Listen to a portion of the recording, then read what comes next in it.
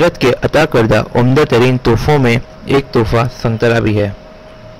سنگترا پھلوں میں سب سے مقبول پھل ہے۔ سنگترا لذیذ ہونے کے ساتھ ساتھ صحت بخش بھی ہے۔ سنگترے کا پودا سدا بہار ہوتا ہے جس کے پتے گہرے سبز اور پھل خوشبودار ہوتا ہے۔ سنگترے کا قطر عموماً 6 سے 8 سینٹی میٹر تک ہوتا ہے۔ اس کے قطر کی لمبائی 12 سینٹی میٹر تک ہوتی ہے۔ سنگترے کی بے شمار اقسام ہوتی ہیں۔ سب سے اچھی اور عمدہ قسم کی جلد یا چھلکا بہت ڈھیلا ڈالا ہوتا ہے۔ اس قسم کا سنگترا اگر ہاتھ سے چھوٹ جائے اور نیچے گر جائے تو چھلکا پھٹ جاتا ہے اور پھانکیں بکھر جاتی ہیں۔ پھانکوں سے چپکے ہوئے چھلکے والے سنگترے کھٹے ہوتے ہیں جبکہ ڈھیلی ڈھالی جلد والے سنگترے میٹھے ہوتے ہیں۔ اس قسم کو بر صغیر میں بہت زیادہ پسند کیا جاتا ہے جبکہ کھٹی قسم کے سنگترے یورپ میں بہت مقبول ہیں۔ سنگترے کا اصل وطن جنوبی چین کا علاقہ ہے۔ شروع میں اسے جنوبی ہندوستان میں کاشت کیا گیا جہاں سے واسکو ڈی گاما سن 1498 میں بیرونی دنیا میں لے گیا۔ گو بر صغیر میں اس کو زیادہ کاشت نہیں کیا جاتا جبکہ موجودہ زیر کاشت اقسام USA، اسپین، برازیل، چین، جاپان، فلسطین، اٹلی، مصر، میکسیکو اور جنوبی افریقہ سے دنیا کے دیگر ممالک کو برآمد کی جاتی ہیں۔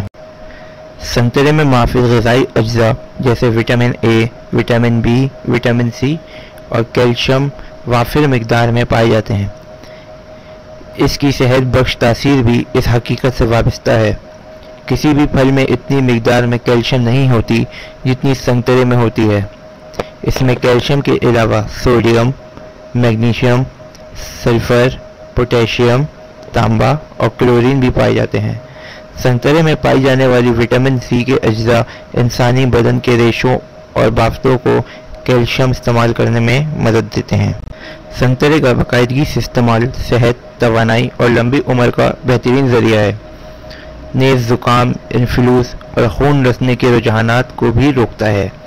اس کا جوس چونکہ باقی تمام پھلوں کے جوسز کے مقابلے میں زیادہ مفید ہوتا ہے، اسی لیے اسے ہر عمر کے مریض کو ہر قسم کی بیماری کے دوران تمام تر افادیت کے ساتھ دیا جا سکتا ہے۔ بخار کسی بھی قسم کا ہو، قوت ہاضمہ پر ضرور اثر پڑتا ہے۔ ایسی صورت میں سنگترے کا رس عمدہ غذا ہے۔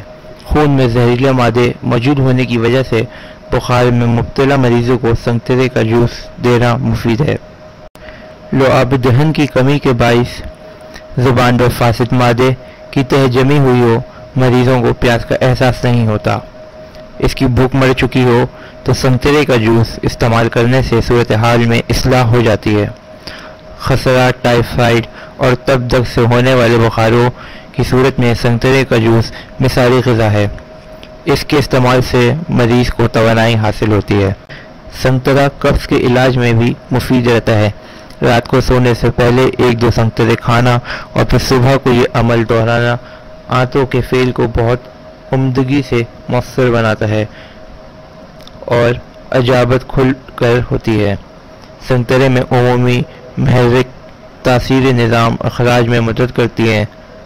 فضلہ کو بڑی آنت میں جمع ہونے سے روکتی ہیں کیونکہ بڑی آنت میں فضلہ جمع رہنے سے خون میں زہریلا مادہ بڑھ جاتا ہے اور پروٹین کی توڑ پھوڑ کا سبب بنتا ہے۔ سنگترا کیلشیم اور وٹامن C کا بہت اچھا ذریعہ ہے، اسی لیے دانتوں اور ہڈیوں کی بیماری کا بہت عمدہ تدارک ہے۔